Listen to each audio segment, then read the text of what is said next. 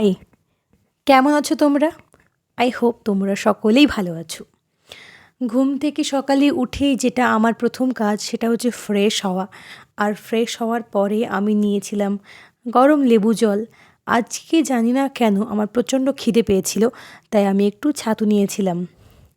তারপরে যেহেতু আজকে আমি বাড়িতেই ছিলাম আর আমার সন্ধ্যার দিকে একটু বেরোনোর ছিল, আমাদের বাড়ি থেকে একটু দূরে আর কি। আজকে আবার ওয়েদারটা ভালো নেই, বৃষ্টি বৃষ্টি হচ্ছে। তাই একটু টোটো করে যাব কি স্কুটি করে যাব বুঝতে পারছি না, দেখা যাক। এবার ব্যাপারটা হয়েছে, আমাদের এখানে একটা আমারই মানে বন্ধু হচ্ছে আর কি। তো সে আমাকে নিমন্ত্রণ করেছে, তাদের বাড়িতে পুজো আছে। আমি ভাবলাম তাহলে যাব। তাই দুপুরের দিকে আজকে হালকা হালকা খাবার খেয়েছি, যেটা আমি বললাম যে ডিমের ঝোল করো, ডিমের ঝোল দিয়ে ভাত আমার ভালো লাগে। তো ডিমের ঝোল ছিল, পটল ভাজা ছিল, তারপরে পুঁই শাক ছিল। এইগুলো দিয়েই দুপুরের খাবারটা আজকে করেছি আর কি। ডিমের ঝোলটা আমার আলু দিয়ে এটা ভীষণ ভালো লাগে।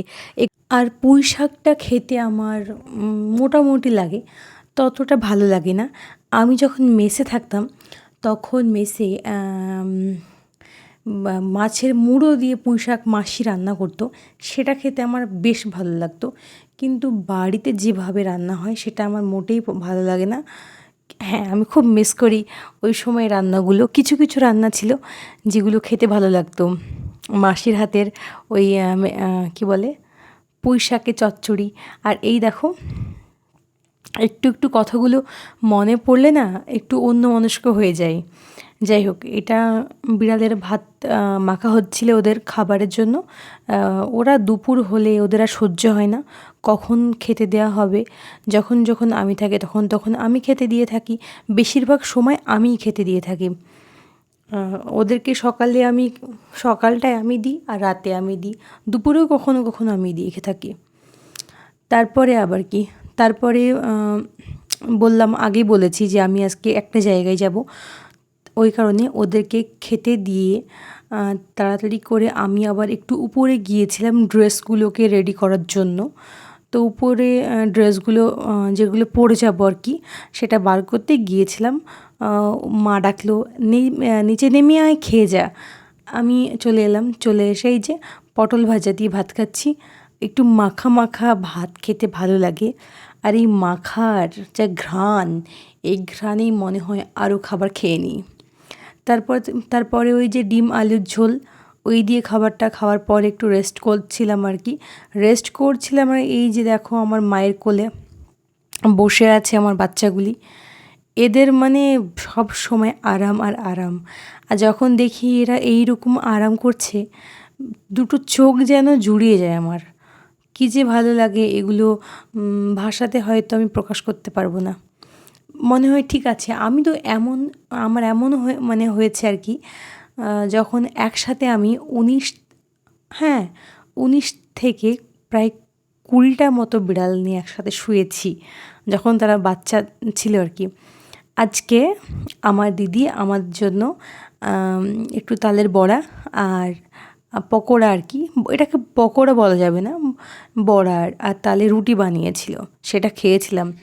তারপরে আমি চলে গিয়েছিলাম যে আমাদের কাছে পিঠে ওই আর কি, আমি স্কুটি নিয়ে গেছিলাম। স্কুটি নিয়ে যেহেতু গেছিলাম তাই আমি কোনো ক্লিপস নিতে পারিনি। এটা আমি একটু বিকেলে গিয়েছিলাম, সন্ধ্যা লাগোয়া দিকে গিয়েছিলাম।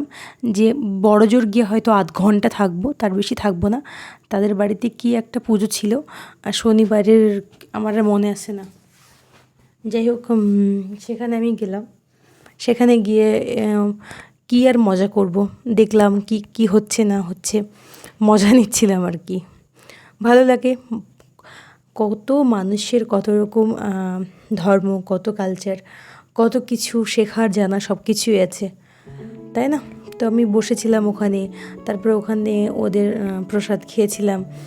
তারপরে খিচুড়ি ছিল সেখানে, ওগুলো খেয়েছি। আর তার বাড়ি আসার জন্য আমার এতটাই তাড়াহুড়ো ছিল যে এই ভিডিওটুকু আমি করিনি।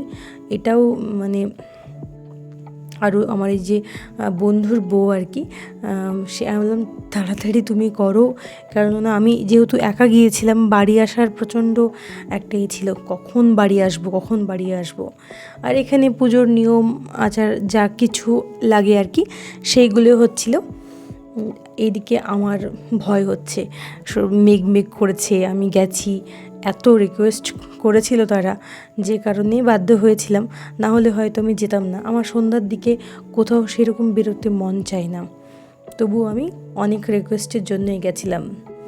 দেখলাম ভালো লাগলো বেশ, কিন্তু বাড়ি আসার প্রচণ্ডই আমার ঝোঁকের কারণে ভাবলাম যে ফটো তুলবো না তুলবো, কী করব। কিন্তু আমার মোবাইলটা আজকাল এতটাই ফটো একদম ভালো আসে না, যে কারণে ফটো তুলতে আমার ইচ্ছেও আর হয় না। তবে দেখি, সামনেই তো স্বাধীনতা আসছে, কি করা যায়। আমি যাবার সময় স্কুটি করে গেছিলাম, তো স্কুটি করে যেহেতু আমি গেছিলাম, আমি আর কোনো ক্লিপস নিতে পারিনি। তাই ভাবলাম যে আমি বেশিক্ষণ থাকিনি, সন্ধ্যার দিকে গিয়েছিলাম, এখন আসতে আমার অনেকটাই রাত। আর তোমরা নিশ্চয় এই খবরটি দেখেছো যে কি চরম, কি বলবো, আর কোনো ভাষা নেই। মানুষ কোথায় সেফ বলো তো? আজকাল একটা ডাক্তারকেও ছাড়ছে না, যা প্রতিটা মুহূর্তে মানুষ কিভাবে হেনস্থার শিকার হচ্ছে, কিভাবে কোথাও সেফটি বলে কোথাও নেই। আমি যে বাড়ি থেকে বেরোলাম, আমি আমার কাজে গেলাম, কাজ থেকে যে ফিরবো সেটুক নিশ্চয়তাও নেই। জানি লাইফটা আনসার্টেন, কিন্তু এতটাও নয়। আজকাল মানুষ হয়ে গিয়েছে পশুর ন্যায়, কে কার সাথে কখন কি করছে। ডাক্তার যে লোকের জীবন বাঁচায়, এক কথায় যদি বলি, যে বাঁচায় অন্যের জীবন, তার জীবন আজ অন্য লোকে নিয়ে নেয়, তার মরণই হয়ে যায় অন্য লোকের কারণ। এটাও কি মানা যায়?